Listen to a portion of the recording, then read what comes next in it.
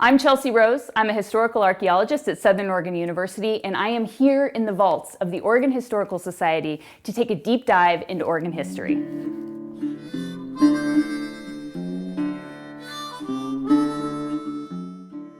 I've been working for several years with the Oregon Chinese Diaspora Project. This is a multi-agency collaborative project that's focused on research and education and interpretation of the early sites and places associated with Oregon's Chinese migrant population in the 19th and early 20th century. We've been spending our summers digging away at the dusty mining sites that Chinese immigrants worked at over 100 years ago, traipsing around the mountainsides looking for railroad tunnels and the other traces of the past in order to get at the Chinese people that were in Oregon in the 19th century.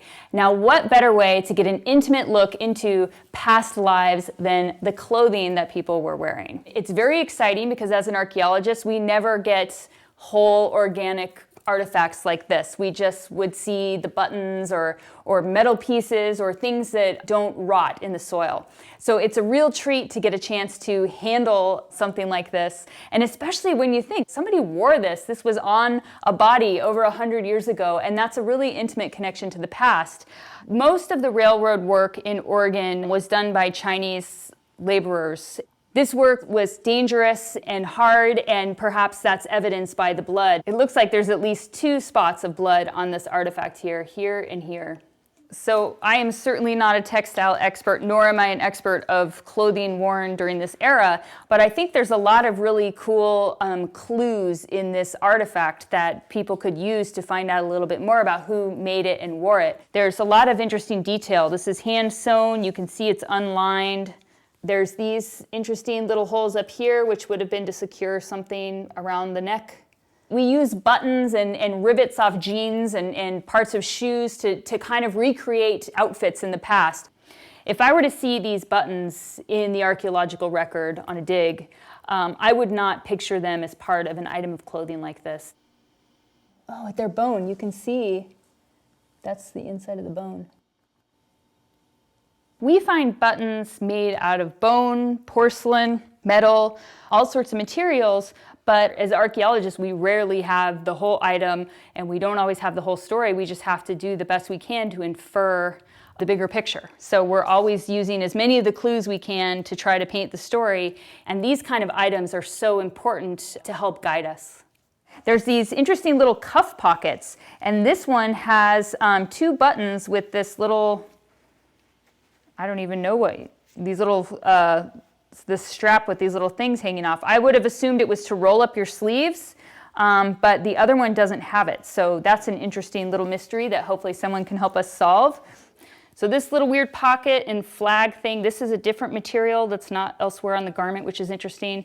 And these buttons here, these are Prosser porcelain 4-hold buttons. Those are very common buttons we see a lot. One of the other things that's interesting about this, the other pocket doesn't have that, but it does look like it maybe used to, except for the buttonholes are cruder, and I almost wonder if that was something that was added on and not part of the original shirt, which is another really interesting mystery about what the heck that thing is.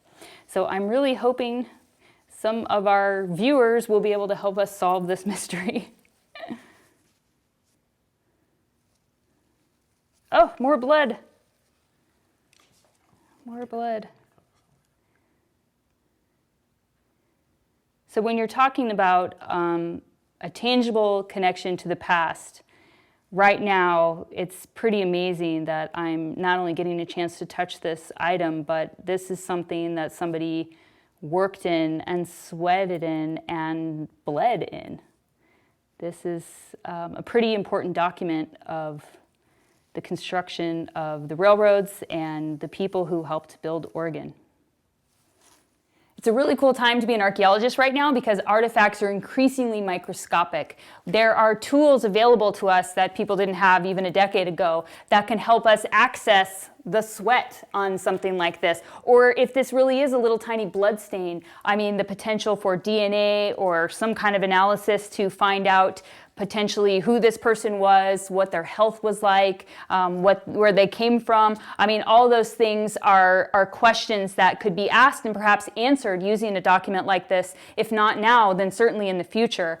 And that is why it's so important that these kind of things are preserved, and why the Oregon Historical Society and places like it carefully curate and care for these items so that Oregonians have a chance to get to know the past and the people that lived here before us.